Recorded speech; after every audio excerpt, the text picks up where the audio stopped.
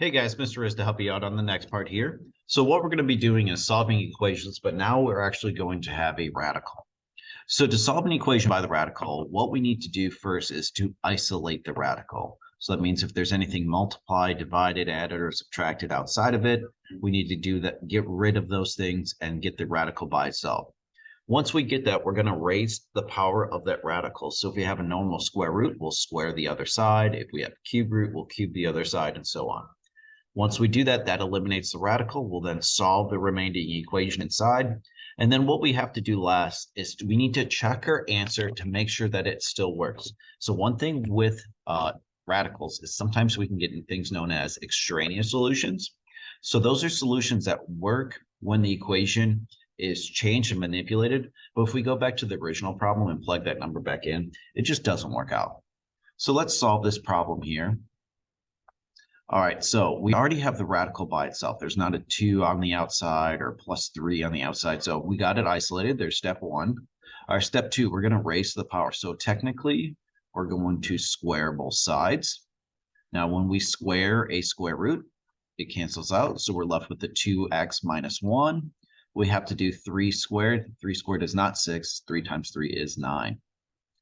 Okay, next we're going to solve the problem. We're going to add 1 over to the other side. We get 2x equals 10. And then we're going to divide by 2. And we get x equals 5. Okay. So now what we want to do is just to take that 5, plug it back in, make sure. So we're going to go back to the original problem here. What is the square root of 2 times 5 minus 1? Does that equal 3? So we're not going to change this at all. All right, so that'd be 10 minus 1, and 10 minus 1 is 9. Does the square root of 9 equal 3? It sure does. There is a chance later on that we could get an answer that doesn't work out. Okay, so let's try these ones here. If you want to pause the video, give it a shot. If not, let's go through this now. All right, so the first thing we got to do in number 2 is to isolate this here. So we're going to isolate the expression by minusing 3 on both sides. And we get 3 times the square root of x is equal to, okay, that'd be 12. Then we're going to divide by 3. We get the square root of x is equal to 4. All right, now that we got the radical isolated, we need to do the opposite power of that. And we are going to take it to the square.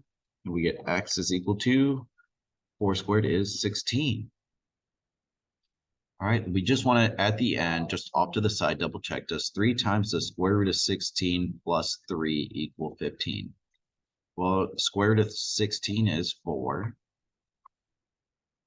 3 times 4 is 12. And does 12 plus, okay, it does equal 15. So that's good to go. That is our answer. We'll circle it, call it a day. Now, on this one over here, 7p minus 1 to, okay, we don't see the radical right off the bat.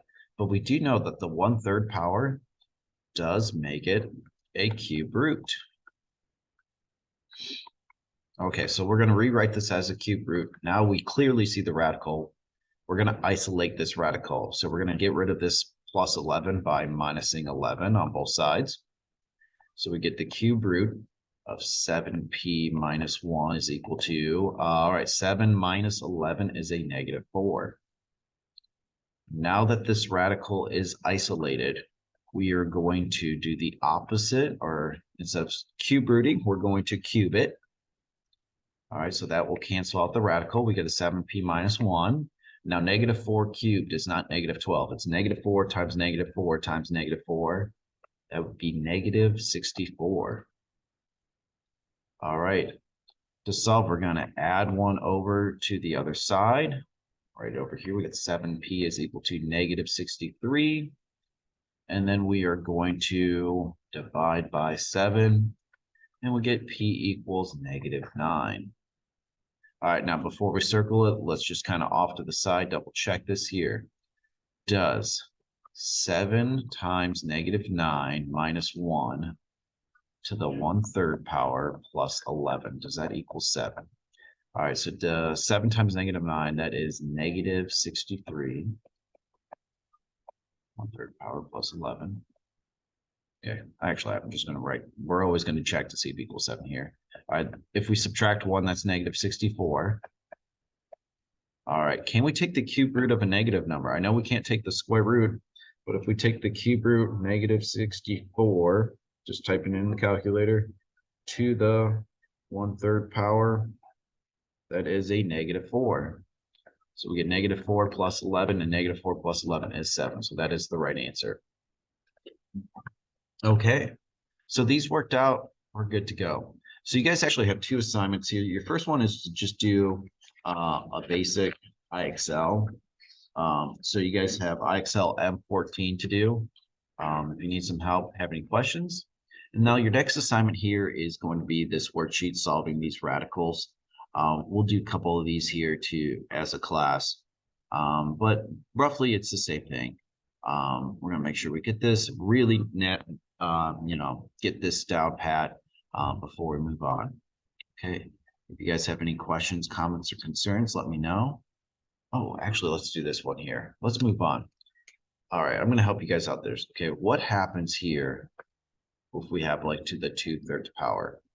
So let's rewrite this. So this would be 2 times, all right, remember 2/3 power means we would have the cube root of this expression squared to the 2/3 power. All right, so we have to rewrite this one here. We're going to divide by 2. So this whole thing's being multiplied by 2. So we get the cube root of x plus 3 squared equals, okay, that'd be 4. All right, so next thing we're going to do is we'll get rid of the radical. We're going to cube both sides. So we got x plus 3 squared equals 4 times 4 times 4 is 64. And then what we got to do here is we need to get rid of the square. We square root to get rid of the square, and we get x plus 3 equals the square root of 64 is 8. All right, we're going to then subtract 3 from both sides, get x equals 5. Okay, one thing, double check this in a calculator. Okay, let's see, does 2 plus 3, or 5 plus 3 is 8. 8 to the 2/3 power is 4, and then 4 times 2 does equal 8. So that's how we rewrite, remember, if we have a power that isn't just like a 1/3, 1/4. If we have a 2/3, we have to take the bottom number, the denominator, write it as the index, and then the power is going to be on the inside. Okay, guys, if you have any questions, comments, or concerns over the next 2 assignments, please let me know. If not, thanks for watching this, and you guys have a great rest of your day. Have a good one.